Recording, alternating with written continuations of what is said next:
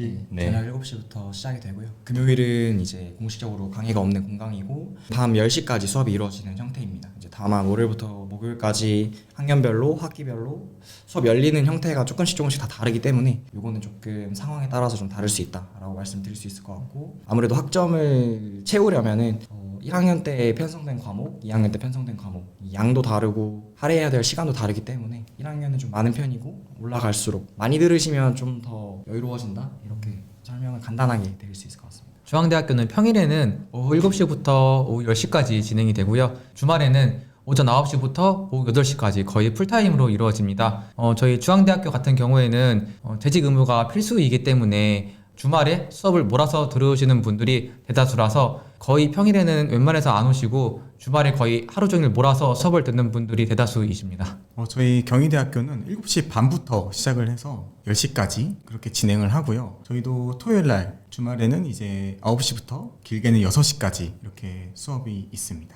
저는 회사가 지금 잠실역에 있고요. 중앙대학교가 흑석역 근처에 있어서 약 1시간 정도 딱 걸립니다. 그래서 아무리 퇴근을 빨리 해도 평일 수업에 살짝 늦는 경향이 있어서 대면 수업을 할 때는 거의 토요일로 수업을 몰아서 듣고 있습니다. 저는 지금 구의역에서 근무를 하고 있고 한양대학교랑 그렇게 크게 거리 자체가 멀지 않아서 6시에 퇴근한 다음에 전 대중교통 이용 안 하고 따릉이를 타고 통근을 하고 있을 정도로 가까운 곳에서 지금 근무하고 있습니다. 저희는 학점 자체에는 문제는 없는데 일단은 뭐 출결 점수를 넣으시는 교수님도 있고요. 출석 몇 회 이상 이게 미달이 되면 아예 그냥 F 학점을 주고 재수강을 해야 되는 그런 상황도 생겨서 교수님 재량이 조금 있는 부분도 있는데 보통은 5번 이상 결석을 하시게 되면은 좀 재수강 쪽으로 가시게 되고, 지각 같은 경우에는 좀 페널티를 받을 수 있다, 이렇게 말씀드릴 수 있을 것 같습니다.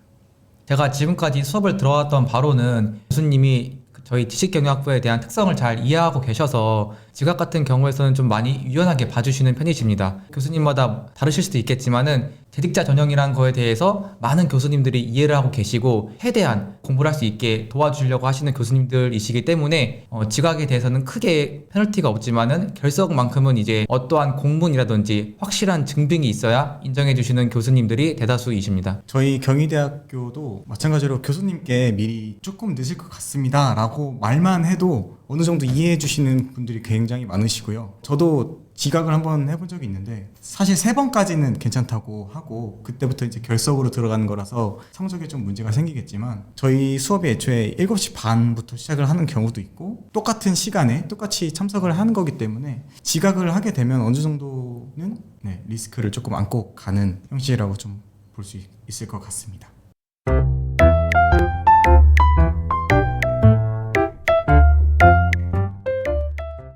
일단 저는 성적을 조금 공개를 하자면 고등학교 때는 4등급 정도 했었습니다. 저는 열심히 했다고 생각을 하고요. 이제 저도 고등학교 때부터 선체 후진학을 바라보고 있었으니까 생활기록부 늘리기에 되게 신경을 많이 썼었어요. 예를 들어서 책을 읽고 독후감을 적어서 뭐 선생님한테 제출을 한다든가 아니면은 동아리, 학생회, 봉사활동, 일단 그런 것들을 통해서 제가 낼 수 있는 유일한 서류인 생활기록부 관리를 저는 열심히 했다고 생각합니다. 제 기억으로 한 20장 좀 나왔었던 것 같은데 그렇게 저는 고등학교 때는 그 목표를 바라보고 이렇게 계속해서 쌓아가는 노력을 많이 했었고, 재직하고 나서는 절대 그만두지 말아야겠다는 생각으로 버텼습니다. 왜냐면 퇴사의 유혹이 되게 많을 거예요. 살다 보면 정말 힘들고 막 진짜 내가 여기서 계속 일을 해야 되나 이런 생각도 정말 많이 들 텐데, 특히 조류과 사람들은. 저는 이 공백을 두고 싶지 않았고 그렇기 위해서 진짜 이 악물고 열심히 버텼습니다. 저는 해줄 말이 그거밖에 없는데요. 버텨라. 네, 이겁니다. 저는 고등학교 때 성적이 한 3등급 초반대였는데요. 제가 이거를 근사치로 말씀을 드릴 수 있는 게 모 앱에서 고등학교 성적 증명서를 10초 만에 뗄 수 있는 그런 기능이 있었어요. 그래서 단체로 한 20-30명 모인 자리에서 다 같이 성적 증명서를 떼가지고 서로 공개를 했는데 4등급 이하는 없었던 것 같아요. 한 명도. 거의 1, 2, 3등급이 왔다 갔다 했었고, 전 1학년, 2학년 때는 회장, 고등학교 3학년 때 학생회장 이렇게 학생회 활동을 계속 해왔었습니다. 그리고 워낙 제가 선취업에 대한 욕망이 뚜렷해가지고 학교 홍보대사라든지 이런 거 할 수 있는 거는 최대한 노력해서 생활기록부를 좀 좋게 하려고 남들보다 신발 뒷굽이 다 닳도록 좀 뛰어다닌 것 같습니다. 그리고 제가 바로 선취업을 한 게 아니라 아르바이트를 하면서 전문대학 학교를 진학을 했는데 이 아르바이트가 그냥 아르바이트가 아니라 사대보험이 들어간 아르바이트였습니다. 그래서 꼭 선취업을 안 하더라도 4대 보험만 들어가면은 재직 기간이 인정이 되기 때문에 다른 길로도 생각을 하시면은 새로운 마인드가 생길 수 있을 거라고 생각을 합니다. 다시 신입학 케이스입니다. 전문대학교를 나왔지만은 저의 목표는 4년제 대학교였기 때문에 전문대학교는 그냥 아르바이트 하면서 시간이 아까워서 공부를 좀 더 하자라는 취지였고, 결론은 저의 목표인 중앙대학교에 입학을 해서 지금 행복하게 잘 지내고 있는 것 같습니다. 저 같은 경우에는 고등학교 때 성적이 가장 많이 쓰일 테니까 일단 공부를 중점적으로 좀 가장 많이 신경 쓰면서 했었고, 그래서 그런지 뭔가 운이 좋아서 그런 건지 1등급 대를 다 유지를 했었고요. 대학교에 대해서 이제 좀 알아보다가 대학교 수시 전형에 보면은 학생부를 보고 이제 합격 여부를 가르는 게 있는데, 거기에 뭐라고 명시가 돼 있냐면 그러니까 성적이나 생활기록부에 포함된 내용을 중점적으로 포괄적으로 봅니다. 그러니까 이런 식으로 저희 학교는 적혀 있더라고요. 내가 고등학교 때 했던 그런 성적, 그리고 동아리 활동이나 뭔가 학생 활동이나 뭐 기능반 활동 같이 생활기록부에 들어가 있는 내용들은 나중에 이제 학교 합격에 정말 많은 도움이 됐구나 라는 걸 마지막에 느꼈었거든요. 그래서 고등학교 때는 여러분들이 할 수 있는 거, 하고 싶은 거 다 하시면서 성적도 잘 챙겨 놓으시는 게 어느 길로 가든지 굉장히 도움이 많이 될 것 같고요. 먼저 저희 한양대학교 입학 과정에 대해서 조금 알아보신 분들은 잘 아시겠지만, 저희는 기존에도 자기소개서를 제출하거나 면접 보는 과정 등이 없었고, 생활기록부를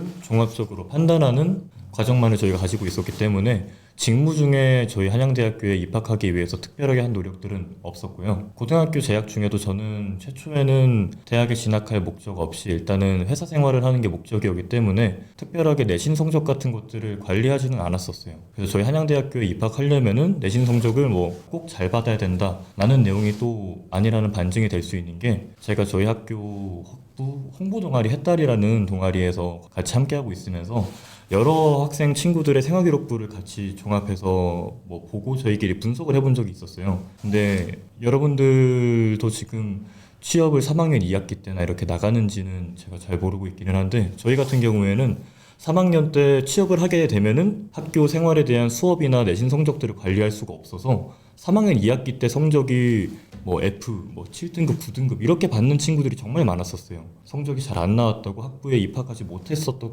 건 아니고, 근데 종합적으로 어떤 친구들이 저희 대학교에 좀 입학할 수 있었던가를 보면은 다체적으로 다양한 활동들을 자기가 주도적으로 했었다는 게 생활기록부에 기입이 되어 있고, 그거를 판단할 수 있었으면은 입학에 큰 걸림돌이 안 됐었던 것 같더라고요. 저도 입사를 하기 위해서 커리어를 쌓는다거나 뭐 그런 창의적 활동이나 학교 대표로 저희 전국 고등학교 학생들이랑 같이 연합해서 하는 활동들을 많이 했었는데, 앞서 말씀해 주셨던 것처럼 생활기록부의 양도 중요하지만 자기가 어떤 비전을 가지고 고등학교 생활을 했었는가를 확인할 수 있는 내용이 있으면은 전 더 좋을 것 같아서, 자기가 어떤 활동을 하겠다라는 비전을 가지고 나가면서 자기의 길을 확실하게 설정하시는 게 대학 입학할 때도 큰 도움이 되지 않을까 생각합니다. 저는 경희대학교만 넣었습니다. 근데 딱 하나 넣었습니다. 저도 한양대학교 하나만 넣었습니다. 전 2개 넣었습니다. 저는 중앙대학교 하나만 넣었는데 그 이유가 수시랑 정시가 있습니다. 근데 이 정시라는 제도가 굉장히 좋은 게, 정시라고 하면 다들 수능을 봐서 그 수능 점수를 알고 계실 텐데,